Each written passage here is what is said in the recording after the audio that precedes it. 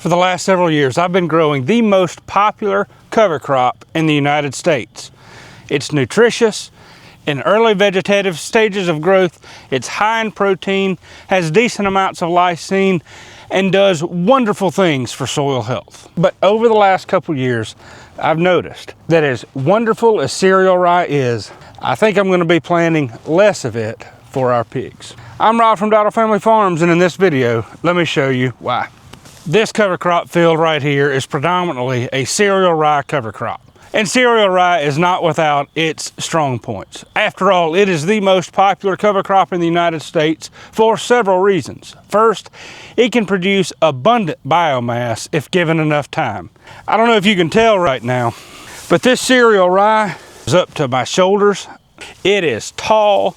It's not even April yet, and it has produced abundant biomass, and it's done just about all of it in the last 3 or 4 weeks. Tremendous growth. And in my area of Mississippi, I can plant it pretty much from August or September if we have soil moisture, all the way through January and February. It germinates in cold weather. It doesn't do much over winter, and then in the spring there is a flush of quick growth. In early vegetative stages of growth, it can have protein levels as high as 20% or even more, and lysine levels, which pigs need, in the 3 to 4% range, again in its early stages of vegetative growth. Now once it starts to go into the reproductive stage like this right here though, its nutrition diminishes. It acts as an excellent nurse crop as well for our Austrian winter peas that we grow here in Mississippi. And for cattle grazers, it can provide some early season grazing at a time when there's not much else growing. If we had about 10 acres of this cereal rye right here a month ago, we could have saved hundreds of dollars, probably over $1,000 in hay cost alone, and we would have gotten much better animal performance than the hay that we were feeding our cattle with. So if you get good early season growth, good protein levels, abundant biomass, good roots, and other wonderful attributes, why in the world am I losing favor with cereal rye? Let me show you. Now, I'm standing on the edge of this crop of cereal rye, and you can see where it's not growing quite as well. We've got a good bit of clover. We've also got winter peas growing right here. That chicory head right there is about 13 or 14 inches in height. Lots of biomass in the chicory than you would typically expect in most of our cover crop fields, especially the warm season crops. But when you move into this mix, you see a lot less of the Austrian winter peas, the brassicas, and especially the clovers that are out here in this mix. It's excellent for biomass, it's excellent for grazing, but the problem that I've run into with cereal rye is as I grow more diverse cover crop mixes, it matures much earlier than everything else in the mix. Now, I'm going to show you some stands of other crops as well to help you get an idea and put it into perspective. Now, this crop was planted and irrigated back in October when we didn't have a whole lot of soil moisture. I've got some oats in a paddock close by, and I'm also going to take you to some wheat. Grazing wheat does similar stuff as grain wheat, but to give you a little bit of perspective as well. Most of the crops that I'm growing with the cereal rye mature later. These peas, for them to be really nutritious, I'd prefer grazing these peas in another 2 weeks or so, and some of the cereal rye is already starting to shed pollen. Its most nutritious stages are over with. As you can tell, it still provides abundant biomass. It's up here to my shoulders, 4.5, 5.5 feet tall. In a couple places, the seed heads are a little over my head, but this is what I'd call roughly a 5-foot tall cereal rye cover crop. Now, don't get me wrong, the pigs will still go through here and they'll graze a little bit of the cereal rye, but what they really love are the brassicas, the legumes, the clovers, and winter peas. They will tear them up. And of course, the pigs love the Boston plantain, chicory, and other broadleaves in the field. And when I plant these crops with the cereal rye just outperforms the growth of those other crops and matures earlier. Now, for cattle producers, that's great. For pig producers, however, cereal rye is not the most nutritious crop. They need a lot of diverse crops. When cereal rye hits that peak grazing time for pigs, where it's got a good bit of biomass, but still has a lot of nutrition in it, the peas, the clovers, the chicory, the Boston plantain, they haven't produced quite as much dry matter as the cereal rye. So then the cereal rye outcompetes those.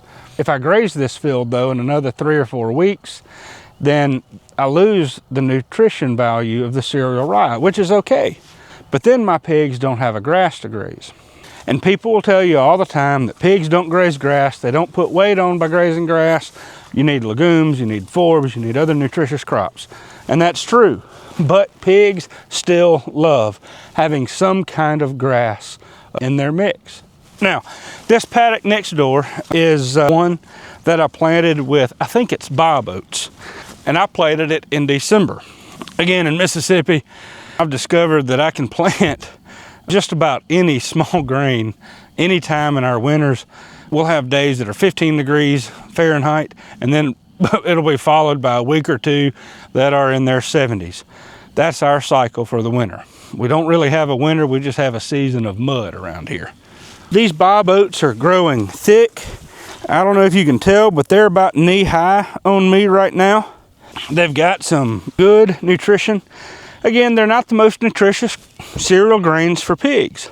But if I had a lot of peas in this crop, which I didn't plant because I didn't have access to them, or if I had planted more heavily with some clovers, you can see that the clovers right there are starting to grow. You can also see the chicory growing up. I think that the peas would be performing as well, maybe a tad better than these oats that I've got planted.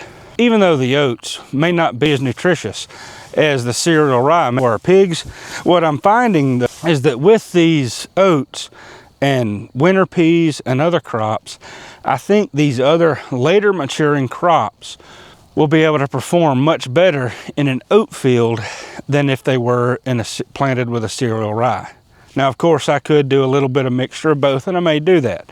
But what I'm really looking for is taller growing chicory, a lot more clovers and legumes. But what I'm really looking for are more diverse cover crops. Now, I planted this oat crop with almost a pure standing rate. There were some smaller seeded crops that I planted with it. And of course, there was some chicory already growing that had been grazed that's just regrown. That's most of the chicory that you're seeing growing, like right there and right there. And so I would plant a thinner stand of oats. That's just all I had at the time. Now, in terms of palatability for pigs, I'm not sure which one would be better, cereal rye or oats, if they were in similar stages of growth. But again, these are just some ideals. Now, this may look very different for you in another part of the country. Instead of the deep south in Mississippi, you may get different performance. Let's go to our neighbor's wheat field just a few hundred yards over there, going down the road. Let me show you what his wheat looks like right now. It was planted, I believe, in December or November. I'll double check that date with him. The wheat field that I'm standing in is about 500 or 600 yards away from the field that we were standing in a straight line. And you can see that it is much, much more moderate in its growth. It's still in its vegetative forms. So you've got about 12, maybe 14 inches of growth on this wheat right now. Now, it's a grain wheat, but we also have grazing versions of wheat that produce a little more leaf matter. We may see some slightly different characteristics, but for the most part, they're going to be maturing in much more similar time frames than your cereal rye and your oats. I'm going to try some of these other smaller grains, and I may try a little bit of ryegrass as well, because my main goal here is to have a lot of diverse forages. Yes, I want some cereal grains that the pigs can graze. I also want more legumes, especially Austrian winter peas or spring peas if they're much better. And so I'm going to be trialing several more of these different kinds of crops over winter the next 2 or 3 years. Sorry, we've got a little bug on our camera here. So all that to say, depending on your growing environment, depending on when you want to have a field ready for harvest, you may want some later maturing small grains, or you may want some small grains to mature earlier. For example, as soon as the weather dries out a little bit, I plan on grazing that cereal rye dominant cover crop mix. Pigs aren't going to do a whole lot with a cereal rye at that point. However, they will do relatively well with those other forages. One of the beauties of cereal rye is that I'm trying to time some of my earlier warm season plantings in mid-April, late April. We can do that here in Mississippi. I can go on and put a bunch of pigs on that acre and a half and have it ready to graze in just a couple or 3 weeks. It'll be ready to plant with our warm season crops, and so I can begin my planting rotations sooner in those fields. Remember, I'm not planting all my cover crops at one time like row crop farmers or many others are doing. What I'm doing is I'm planting them in rotations as I graze them so that there's something already growing and it'll be maturing as I move pigs through those fields. And it may be that in many other mixes, I want them to mature a little bit later. It all depends on our goals, timing of grazings, what kind of grazing we're looking for, and everything else. After all, cereal rye does get some good vegetative growth fairly early if it has some warmer weather, and I plan on using it more for cattle, but it's just a matter of trying some of these different factors.